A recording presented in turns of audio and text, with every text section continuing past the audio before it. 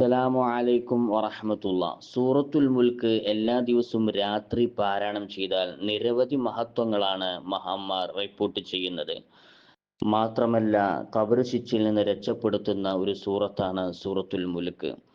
നമ്മൾക്ക് വേണ്ടി ശുപാർശ ചെയ്യുകയും ചെയ്യും എന്ന് മാത്രമല്ല, ഖബറിൽ നമുക്ക് വലിയ കൂട്ടാളിയായി ഈ സൂറത്ത് നിലകൊള്ളുകയും ചെയ്യും.